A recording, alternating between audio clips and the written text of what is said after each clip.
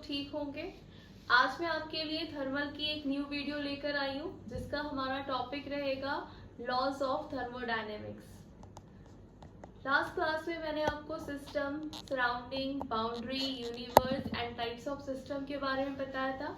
आज की इस वीडियोस में मैं आपको जो है वो थर्मल के लॉज के बारे में बताऊंगी, जिसमें हम zeroth law, first law, second law discuss करेंगे।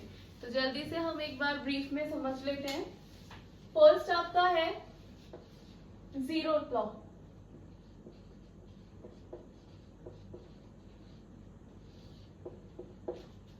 तो सबसे पहले बात करते हैं हम जीरोथ लॉ की। जीरोथ लॉ क्या कहता है कि if a body A is in equilibrium with body C and body B is also in equilibrium with body C, then system A and system B are also in equilibrium with each other। यानी अगर एक हमारे पास तीन system है जैसे कि A, B and C, ठीक है। अब A जो सिस्टम है वो इक्विलिब्रियम में है किसके, सिस्टम C के साथ, एंड जो B सिस्टम है वो भी इक्विलिब्रियम में है सिस्टम C के साथ। तो हम ये कह सकते हैं कि जो A एंड B है, यानी जो सिस्टम A एंड B है वो भी आपस में एक दूसरे के साथ इक्विलिब्रियम में होंगे। एक बार देख लेते हैं बोर्ड पे।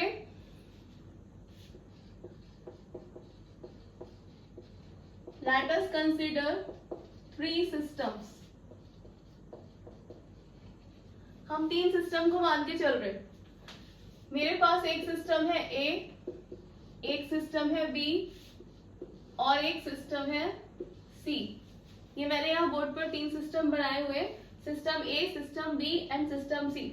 और ये तीनों ही सिस्टम जो है ये इंसुलेटेड है किससे, सराउंडिंग से, यानी सराउंडिंग के साथ इनका कोई भी हीट ट्रांसफर का प्रोसेस नहीं होगा। ये अपनी हीट को ना ट्रांसफर, ना हीट गेन करेंगे, ना हीट लॉस करेंगे, किसके साथ, सराउंडिंग के साथ, ठीक है।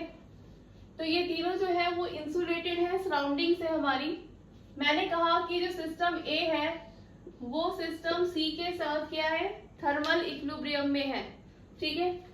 और जो सिस्टम B है वो भी क्या है, वो सिस्टम C के साथ थर्मल इक्विलिब्रियम में है।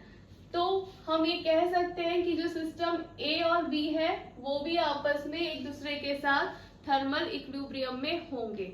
अभी थर्मल इक्विलिब्रियम क्या है, थर्मल इक्विलिब्रियम का मतलब है there is no change in temperature difference, यानी कोई भी टेम्परेचर डिफरेंस उसमें नहीं होगा।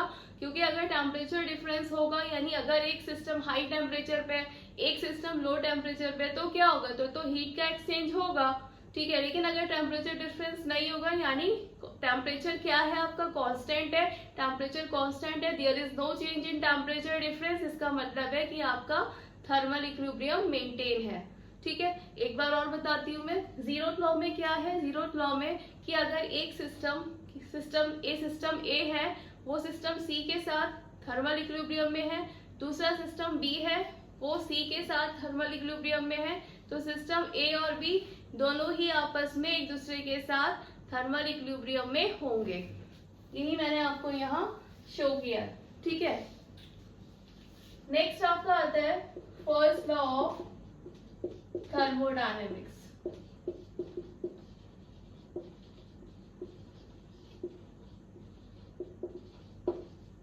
अब बात कर लेते हैं कि फर्स्ट लॉ हमारा क्या कहता है। फर्स्ट लॉ क्या कहता है, फर्स्ट लॉ को हम एक और नाम से जानते हैं। जल्दी आप लोग सोचिए, जहां भी आप मेरी वीडियो देख रहे हैं, जहां बैठे हैं, अपने माइंड में क्लिक करिए कि फर्स्ट लॉ को हम क्या कहते हैं। और मुझे पूरी उम्मीद है कि जितने लोग मेरी वीडियोस देख रहे हैं उनके माइंड में क्लिक हो चुका होगा कि हम फर्स्ट लॉ को law of conservation of energy के नाम से भी जानते हैं। इसका दूसरा नाम है law of conservation of energy. अब ये लॉ कहता क्या है, तो ये बात कर लेते हैं।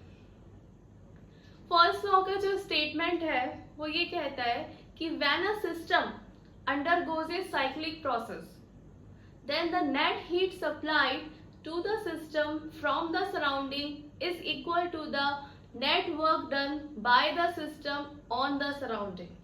अगर मैं अपनी इसी स्टेटमेंट को एक वर्ड में बोलूं तो वो ये कह सकते हैं कि अगर कोई भी सिस्टम जो है वो अगर साइक्लिक प्रोसेस में है, साइक्लिक प्रोसेस का मतलब क्या होता है कि जहां से आप चले, अगर आप 1 स्टेज से चले, 1 से 2 पे गए, आपने एक प्रोसेस कवर किया, देन 2 से फिर 1 पे आ गए, then what is this? This is a cyclic process. 1 से 2 चले, 2 से 1 आ गए, ये क्या है? आपका एक साइक्लिक प्रोसेस है।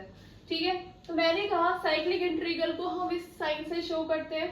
तो मैंने ये कहा कि when a system undergoes a cyclic process, यानी अगर कोई सिस्टम जो है वो साइक्लिक प्रोसेस से गुजर रहा है, तो उस केस में क्या होगा?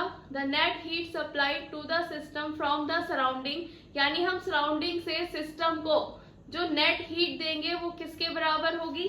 मैं यहाँ लिख देती हूँ नेट हीट। नेट हीट का मतलब सम ऑफ हीट, है ना। साइक्लिक प्रोसेस के लिए जो है, अगर कोई सिस्टम साइक्लिक प्रोसेस से गुजर रहा है तो the net heat supplied to the system from the surrounding किसके बराबर होगी? Net work done by the system on its surrounding, यानी ये किसके? साइक्लिक इंटीग्रल के इक्वल हो जाएगी, नेट वर्क डन। अब वर्क डन कौन देगा? वर्क डन कौन करेगा? System on the surrounding. हमने सिस्टम को हीट सप्लाइड करी सराउंडिंग से, उससे हमें क्या मिला? वर्क डन मिला सिस्टम से, जो कि सराउंडिंग पे आप करोगे। ठीक है, तो फर्स्ट लॉ कहता है, फर्स्ट लॉ का स्टेटमेंट कुछ इस तरीके से है। ये इक्वेशन फर्स्ट लॉ के स्टेटमेंट को बता रही है। एक बार और रिपीट करती हूँ मैं कि when a system undergoes a cyclic process, यानी जब सिस्टम जो है आपका साइक्लिक प्रोसेस से गुजर रहा है, तो the net heat supply to the system from the surrounding, ठीक है, वो किसके बराबर होगी? The net work done by the system on the surrounding. ठीक है, अब हम बात कर रहे थे कि यहां से हमें पता चलता है इस जो इक्वेशन आपके सामने, जो मैथमेटिकल इक्वेशन मैंने लिखी है, इससे पता चलता है कि जो हीट एंड वर्क है, ये आपकी हीट हो गई और ये आपका वर्क हो गया। तो जो हीट एंड वर्क है वो आपस में क्या है? They are mutually convertible. ये दोनों क्या है? आपस में म्यूचुअली कन्वर्टेबल है, यानी हीट को वर्क में बदला जा सकता है, वर्क को हीट में। ठीक है, तो यहाँ से एक और डेफिनेशन निकल के आती है जिसको हम law of conservation of energy के नाम से जानते हैं, और यही भी हमारा फर्स्ट लॉ कहलाता है। ठीक है, अब law of conservation of energy क्या है? बहुत सिंपल है, सभी को पता होगा, बट मैं यहाँ बता देती हूँ एक बार कि energy can neither be created nor be destroyed but can be transform from one form to another form. हम एनर्जी को ना तो क्रिएट कर सकते हैं यानी बना सकते हैं, ना ही हम एनर्जी को नष्ट कर सकते हैं यानी डिस्ट्रॉय कर सकते हैं, बट हम एनर्जी को एक फॉर्म से दूसरी फॉर्म में ट्रांसफर कर सकते हैं। यही हमारा लॉ कहता है, फर्स्ट लॉ। यही चीज आपको यहाँ दिख भी रही है कि आप ना तो एनर्जी को बना सकते हो, ना एनर्जी को खत्म कर सकते हो, बस आप एनर्जी को एक फॉर्म से दूसरी फॉर्म में ट्रांसफर कर सकते हो। और रियल लाइफ में भी हर जगह यही हो रहा है। हम एनर्जी को क्रिएट नहीं कर रहे, ना ही हम एनर्जी को डिस्ट्रॉय कर रहे। What we are doing is we are converting the energy from one form to another form. तो I think this is very much clear to you कि फर्स्ट लॉ क्या कहता है। फर्स्ट लॉ के according heat और work आपस में convertible quantities है, एंड इसी से हमारा law of conservation of energy बनता है, जो ये कहता है कि एनर्जी को ना हम बना सकते हैं ना खत्म कर सकते हैं, बट एक फॉर्म से दूसरी फॉर्म में ट्रांसफर कर सकते हैं। तो मुझे लगता है कि फर्स्ट लॉ भी आपको बहुत अच्छे से समझ में आ गया होगा। अब हम आगे डिस्कस करेंगे second law. So let's start the second law of thermodynamics. Second law के दो स्टेटमेंट है, दो साइंटिस्ट थे जिन्होंने अपने अलग अलग स्टेटमेंट दिए हैं। तो सबसे पहले हम कैल्विन प्लैंक स्टेटमेंट की बात करते हैं। कैल्विन प्लैंक साइंटिस्ट थे जिन्होंने अपना स्टेटमेंट दिया था सेकेंड लॉ का। तो उन्होंने क्या कहा था, सबसे पहले हम वो डिस्कस कर लेते हैं। कैल्विन प्लैंक ने कहा था कि it is impossible to construct a device और engine which can convert all the heat into the work. कहने का मतलब ये है कि कैल्विन प्लैंक ने कहा था कि ऐसा इंजन बनाना असंभव है जो सारी की सारी हीट को वर्क में कन्वर्ट कर दे। ये स्टेटमेंट था आपका कैल्विन प्लैंक का। देख लेते हैं यहाँ पे का statement. It is impossible to construct an engine which can convert all the heat into the work। यानी ऐसा इंजन बनाना, ऐसा इंजन कंस्ट्रक्ट करना असंभव है जो सारी की सारी हीट को वर्क में कन्वर्ट कर दे। मैथमेटिकली हम इसे ऐसे लिख सकते हैं कि dq is not equals to dw, यही बोलेंगे ना। यानी जितनी हीट आपने सप्लाइड करी है जरूरी नहीं है कि उतना ही वर्क डन में आप उसे कन्वर्ट कर लो, कुछ ना कुछ लॉसेस रहते हैं। तो रियलिटी में यही होता है, आप सारी की सारी हीट को वर्क में नहीं कन्वर्ट कर सकते, कुछ ना कुछ लॉसेस रहते हैं। तो कैल्विन प्लैंक ने यही कहा था, ये किसका स्टेटमेंट है? कैल्विन प्लैंक का, कैल्विन प्लैंक स्टेटमेंट कि ऐसा इंजन बनाना असंभव है जो सारी की सारी हीट को वर्क में ट्रांसफर कर दे, and mathematically we can write this. अब हम बात करते हैं क्लॉसियस स्टेटमेंट की। क्लॉसियस स्टेटमेंट, क्लॉसियस दूसरे साइंटिस्ट से जिन्होंने अपना सेकंड लॉ के लिए एक और स्टेटमेंट दिया है। इन्होंने बोला है कि it is impossible to construct a device which transfers the heat from a colder body to a hotter body without any external source। मैं लिख देती हूँ यहाँ पर, it is impossible to construct a device which transfers